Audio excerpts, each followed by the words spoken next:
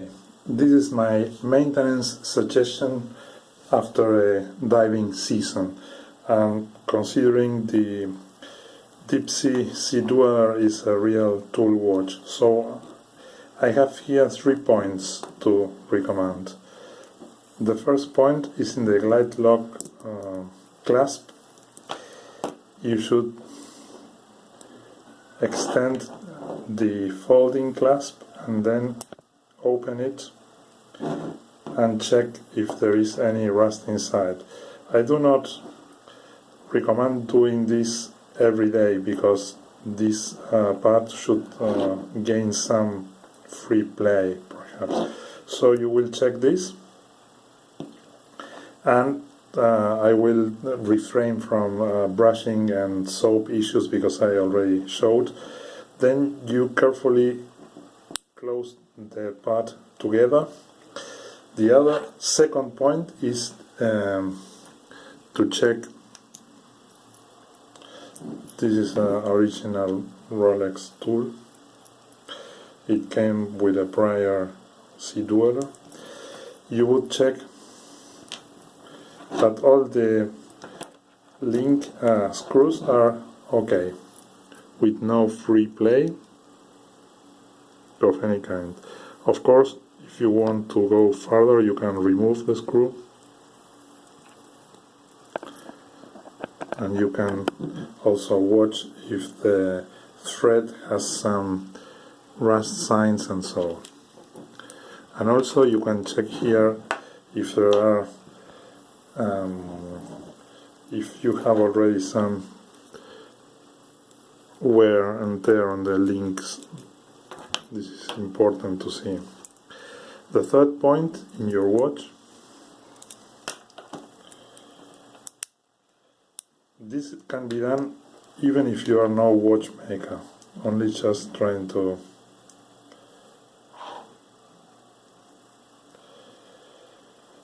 give your watch some care. The third point, so we went through the folding clasp, the screws, and then we will see the crown. The triplock crown has an additional O-ring on the threaded tube, you can see here. And this O-ring, the only purpose is to keep the thread free from debris. So once the watch is already clean and safe, you can apply some small silicone grease using a toothpick here. When you screw the crown back, the silicone grease will distribute evenly, and this will keep, and then you screw it again, back again. This will be useful to keep the sand out. As I said, this is no watertight intended O-ring. It's only just to be safe that the screw tube will not get dirty or will not receive sand, which in turn makes the thread damaged.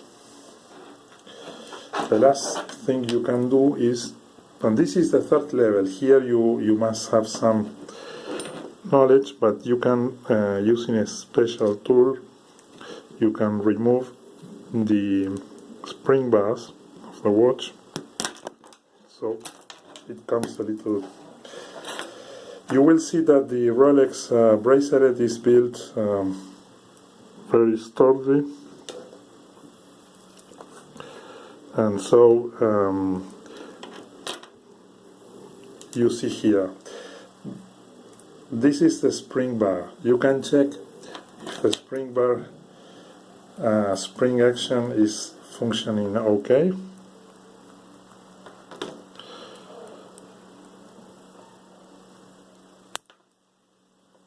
And if there is no free play or some bending and so on the spring bar. This has been on the sea for 6 years now, and I usually do this maintenance once in the year. So you see some wear, but there is no corrosion. And you can also see here inside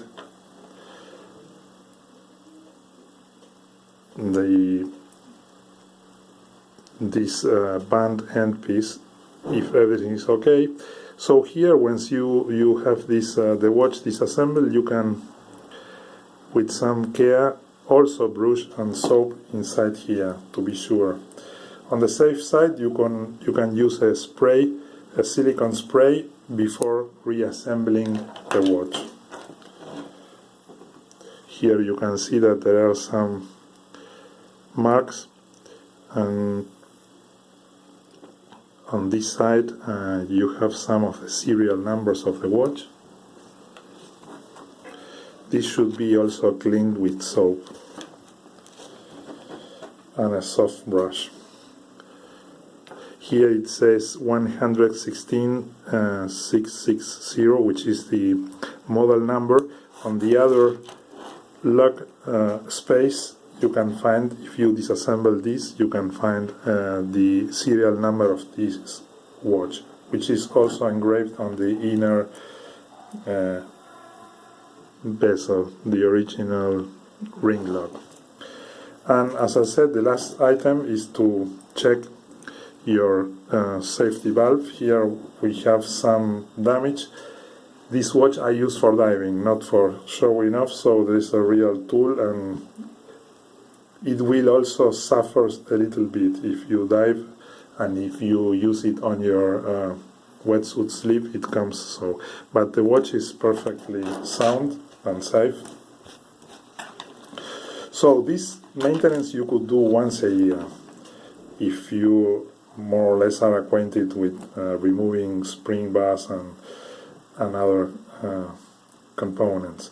If not, you are advised to go to the Rolex, the nearest dealer, and have a service each 5 years, because the lubricants are now more durable.